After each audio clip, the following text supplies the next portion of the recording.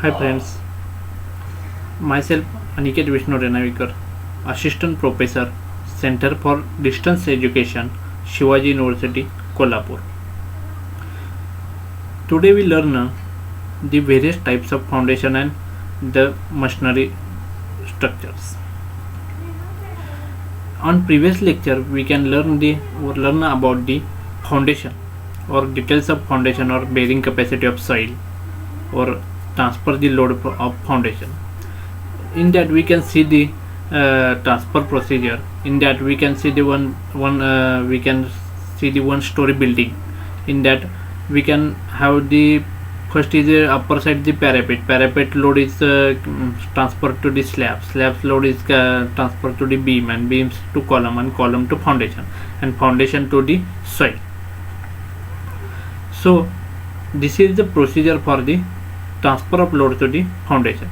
Then here we can see the types of foundation. There are various types of foundation. Main two types of foundation is there. In that the shallow foundation, and we can use that is shallow foundation and deep foundation. In that shallow foundation, the first there are various types of footing.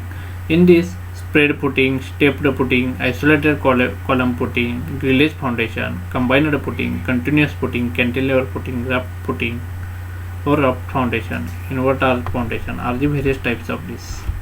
And the deep foundation, there are two foundations or footing. This is the file foundation and well foundation.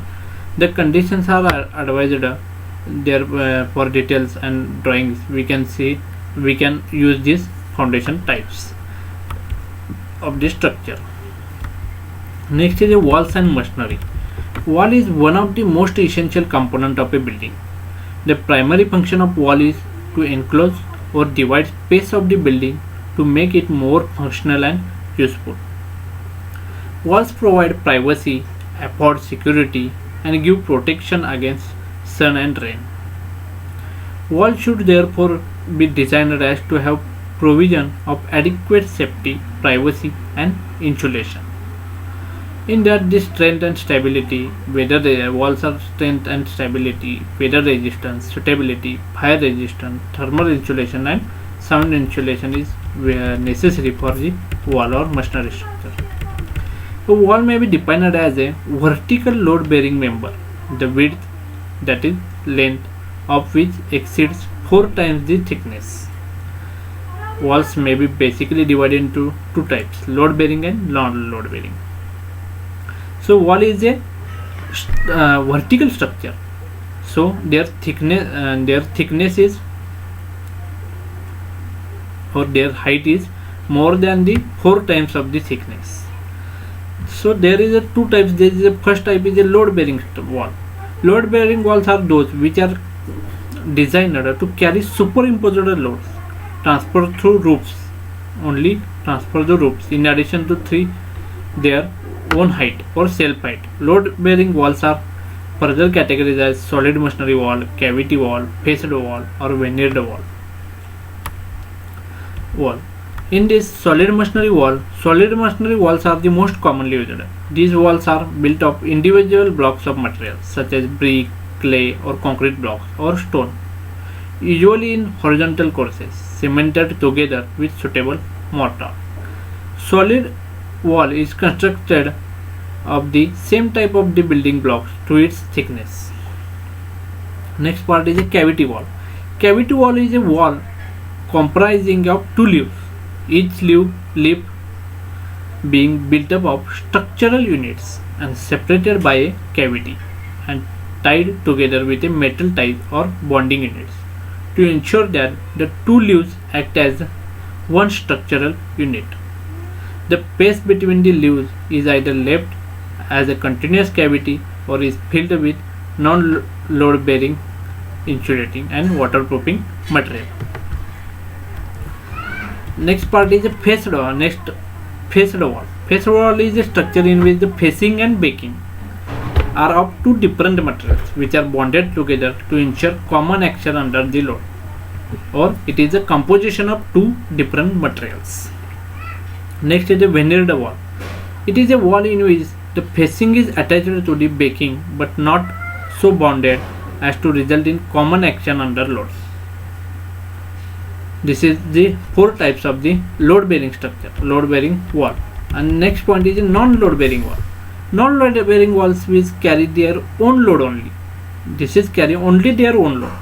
They generally serve as a divide walls or partition walls. The external non-load bearing wall commonly related to framed structure. It is termed as a panel wall. The non-load bearing walls are simply to serve as a screen of privacy. We can use this is only the partition wall, or you can separate two rooms or 2 parts by this partition. They support their own weight only. These walls are usually in a frame structure. In frame structure there is a beam, column, slab is already constructed. We can only construct this wall for the partition or the rooms partition. For that we can use this wall. The frame structure is comprised of a system of columns or piers erected on its own independent foundation and is braced together by beams and floors.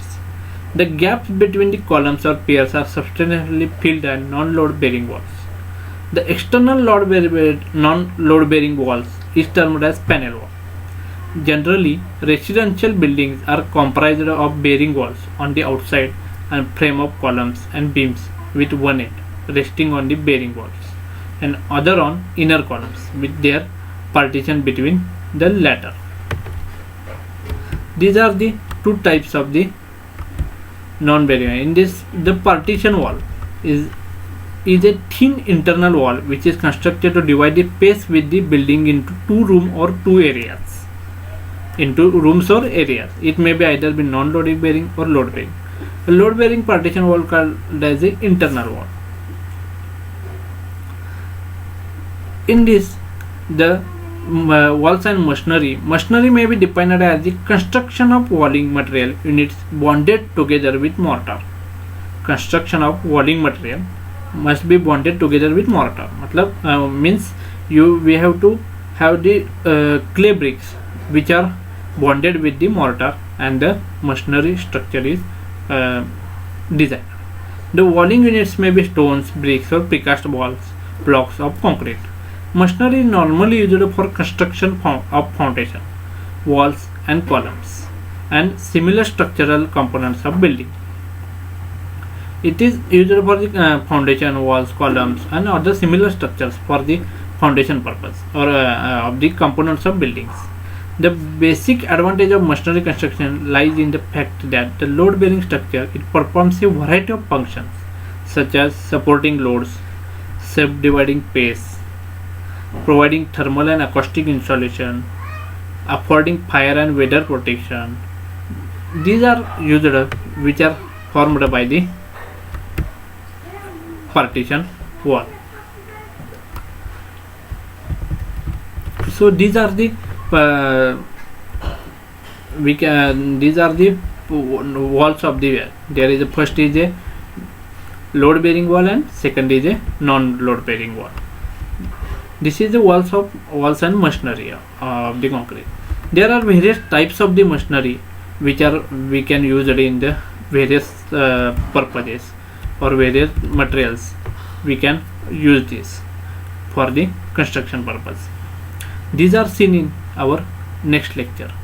So today, friends, we can stop here, and any doubt or any query on this topic, you can contact me on following mail ID cd_multi@unishivaji.ac.in.